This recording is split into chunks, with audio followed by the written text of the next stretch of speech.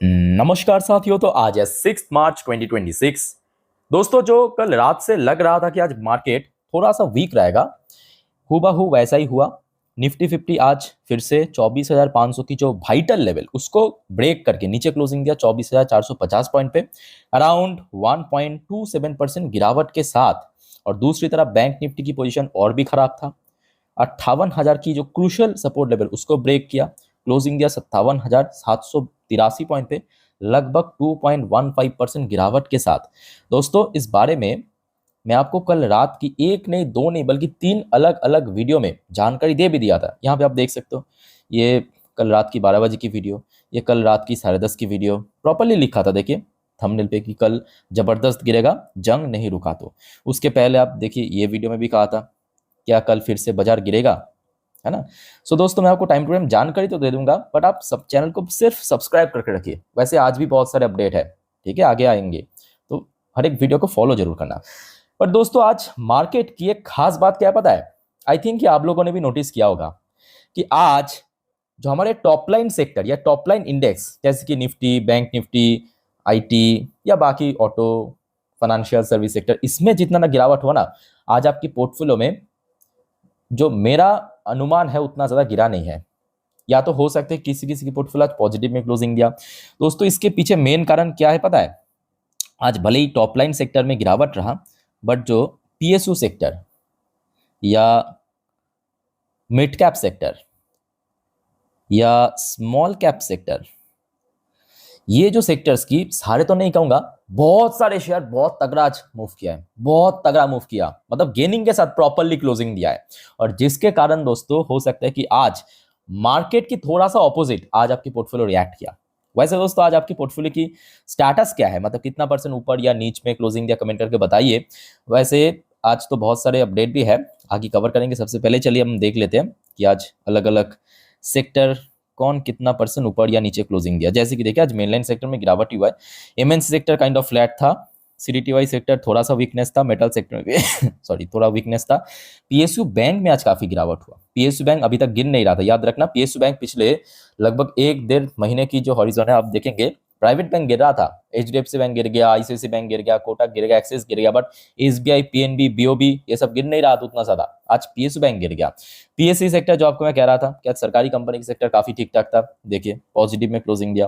Pharmaceutical sector थोड़ा बहुत नीचे था, मीडिया सेक्टर थोड़ा बहुत नीचे था, रियलिटी सेक्टर में 2% की गिरावट, सर्विस सेक्टर में 1.5-2% की गिरावट, फाइनेंशियल सर्विस सेक्टर भी same to same bank Nifty की तरह गिर गया। सीपीएससी सेक्टर देखिए पॉजिटिव में क्लोजिंग दिया।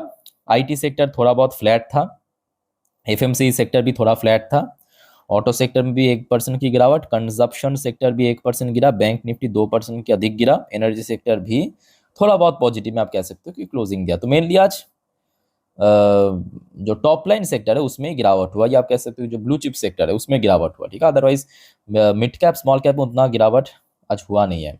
अच्छा, बाकी की बात करें, गोल्ड की प्राइस कल रात में जहाँ पे था लगभग उसी लेवल के आसपास है, कोई बहुत बड़ा परिवर्तन नहीं हुआ। अभी देखिए एकदम real time data, around 0.31% up, कोई बहुत बड़ा चेंजेस नहीं। अच्छा, सिल्वर की बात करें तो सिल्वर में भी ऐसा कुछ बहुत बड़ा चेंजेस नहीं हुआ। यहाँ पे आप देखिए लगभग ½ % ऊपर चल रही अभी, ठीक है। कल रात में जहाँ पे था लगभग उसी लेवल पे ही है। अच्छा, जो आपको मैं कह रहा था शुरू में कि देखिए कल रात से लग रहा था, क्यों लग रहा था? सबसे पहली बात, कल रात में देखिए ये जो जंग चल रहा है वो बहुत ज्यादा स्प्रेड हो रहा है। जो आपको मैं कल भी काफी बार कहा था कि देखिए देखिए जंग तो शुरू हो चुका है, एक हफ्ता पहले से लगभग होने जा रहा है।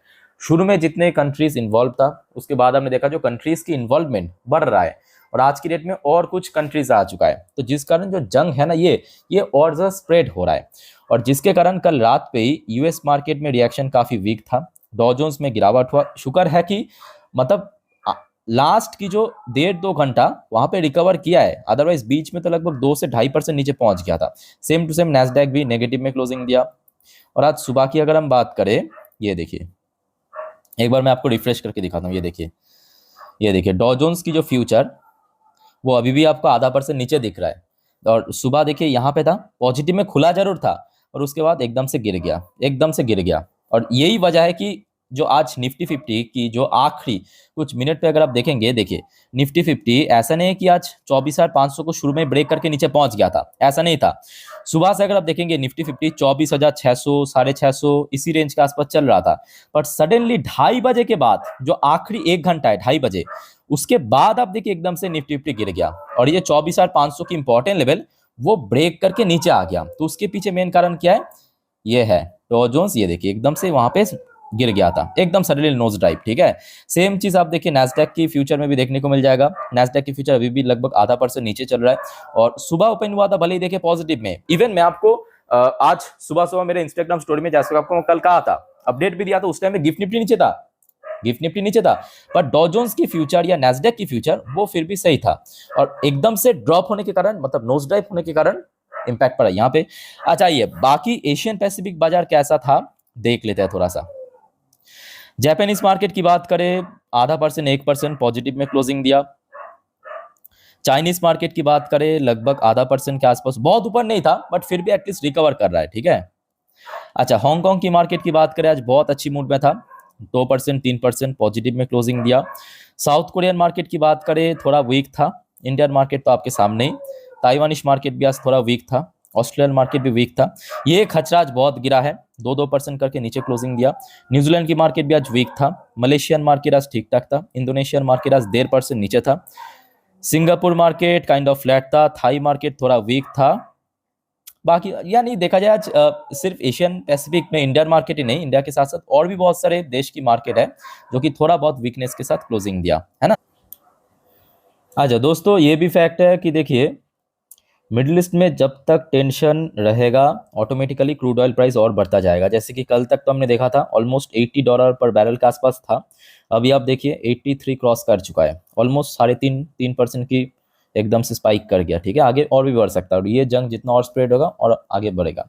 अच्छा, बाकी बात करें इंडियन करेंसी की वैल्यूएशन में ऐसा कुछ बहुत बड़ा चेंजेस नहीं हुआ, मतलब कल रात में जहां तक चल रहा था लगभग उसी लेवल के आसपास ही मूव कर रहा है। ठीक है, अच्छा चलिए, बहुत सारे जियोपॉलिटिकल अपडेट है, एक एक करके शेयर करता हूं। और सबसे पहले दोस्तों आप सभी को रिक्वेस्ट करूंगा, अगर आपको वीडियो भी तक अच्छा लगा, इन्फॉर्मेटिव लगा, प्लीज दोस्तों वीडियो को लाइक करना और प्लीज चैनल को सब्सक्राइब करके जरूर रखिएगा दोस्तों, इस प्रकार की जानकारी हमेशा पाने के लिए। और आज की डेट में अपडेट रहना बहुत ज्यादा जरूरी है। और दोस्तों कृपया करके आज रात की जो 10:30 की वीडियो आएगा उसको मिस मत करना, जिस पर हम नेक्स्ट डे मार्केट प्रेडिक्शन या पूरे दिन की बहुत सारी इंपॉर्टेंट जानकारी इकट्ठा करके दे दूंगा। ठीक है, इंक्लूडिंग ग्लोबल मार्केट उस टाइम पे कहाँ पे है, तो मिस मत करना, चैनल को सब्सक्राइब करके जरूर रखना। आइए सबसे पहले चेकआउट करते हैं कि आज मनी कंट्रोल की वेबसाइट ने क्या कहा कि किस वजह से आज मार्केट में गिरावट हुआ, देख लेते हैं। देखिए फॉर्मली देखेंगे फटाफट। देखिए सबसे पहला की फैक्टर मेंशन किया कि एस्केलेटिंग जियोपॉलिटिकल टेंशन, तो ऑटोमेटिकली ये और ज़्यादा बढ़ता जा रहा है क्योंकि ना ईरान रुकने का नाम नहीं ले रहा है या यूएस इजराइल, दोनों ही पक्ष की तरफ से गोलाबारी चल रहा है, आगे हम पढ़ेंगे उस बारे में। अच्छा फिर आ जाइए आपकी दूसरा फैक्टर, वीक ग्लोबल क्यूज। कुछ जगह की मार्केट पर वीक था जो ऑलरेडी आपको मैं दिखाया एशिया में, और मोस्ट इंपॉर्टेंटली आपकी डॉ जोन्स की फ्यूचर, नैस्डैक की फ्यूचर सुबह से ही काफ़ी वीक चल रहा था।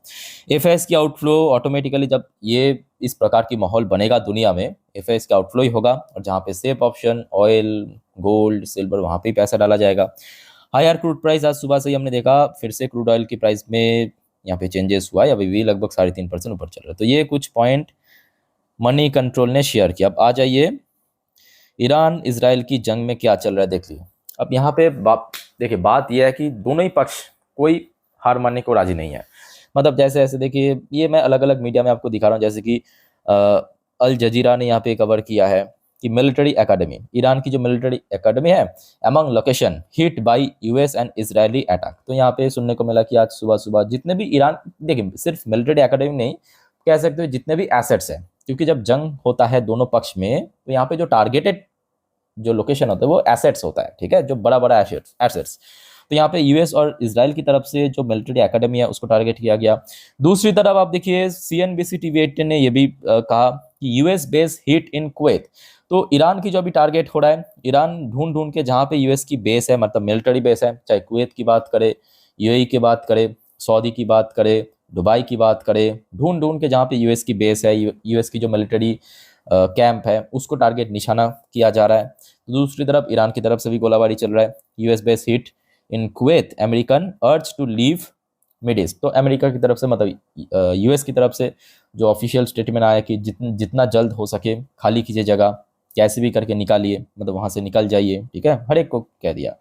अच्छा, बट यहाँ पे जो मेन भारत के लिए प्रॉब्लम क्या पता है, जिस वजह से आज एक्चुअली बैंक निफ्टी की, ये तो आपको पता है कि आज मेनली बैंक निफ्टी में गिरावट हुआ 2% से ज्यादा, जिस वजह से आज निफ्टी कहीं ना कहीं नीचे यहाँ पे मूव किया है, ठीक है। अब सवाल ये उठता कि बैंक निफ्टी गिरा क्यों है। बैंक निफ्टी दोस्तों यहाँ पे गिरा है, स्टेप बाय स्टेप समझिए। ऑयल प्राइस मूव करने के कारण। आप कहेंगे ऑयल प्राइस से क्या होगा, देखिए ऑयल प्राइस बढ़ रहा है तो इसमें क्या होगा, भारत के साथ साथ दुनिया की जो सीपीआई इन्फ्लेशन है, महंगाई है, वो बढ़ेगा। महंगाई बढ़ने से क्या होगा, सीधा सीधा यहाँ पे कहाँ पे इम्पैक्ट पड़ेगा, बैंक में इम्पैक्ट पड़ेगा, ठीक है, जिस वजह से आज बैंक की प्राइस गिरा। बट उसके साथ साथ दोस्तों ये भी एक फैक्ट है कि लास्ट डे तो हमने देखा रशिया की तरफ से जो ऑफर किया था भारत को, वो तो चलो ठीक है, भारत ने मंजूर यहाँ पे दे दिया है। और अभी जो खबर सुनने को मिल रहा है कि India gets 30 days waiver from US to buy Russian oil amid Iran war. तो ये जो जंग चल रहा है ईरान वॉर, जिसके कारण ऑयल प्राइस बढ़ रहा है, ऑयल सप्लाई बंद है, क्योंकि वो जो स्टेट ऑफ हॉर्मुज है ना, बीच में जो पतली सी रास्ता, ईरान ने उसको सीज कर दिया, बंद कर दिया, तो ऑटोमेटिकली जितने भी ऑयल टैंकर भेजा गया था वो सब वहाँ पे अटका पड़ा है, और ना ही फ्रेश ऑयल टैंकर वहाँ पे जा पा रहा है, तो ऑयल सप्लाई बंद है दुनिया में।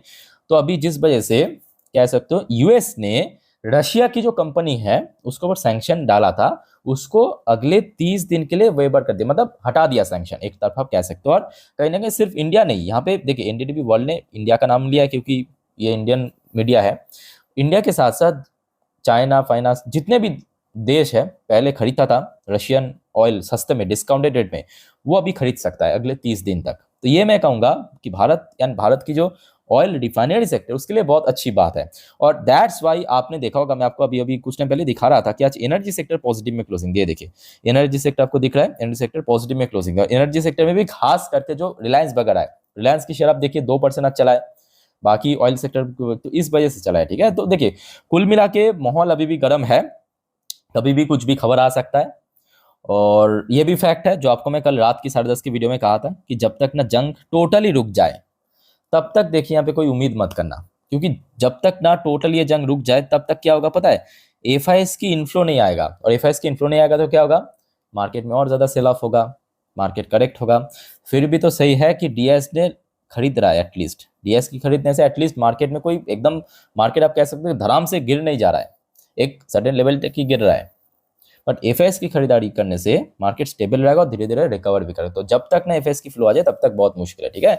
सो आगे की दोस्तों बहुत सारे जानकारी है, टाइम टू टाइम मैं आपको दे दूंगा, बस आप चैनल को सब्सक्राइब कीजिए, बाकी कंफ्यूजन कमेंट करके पूछिए। मिलता है नेक्स्ट वीडियो में, वाइंड अप करता हूँ, टेक केयर, बाय बाय, जय हिंद।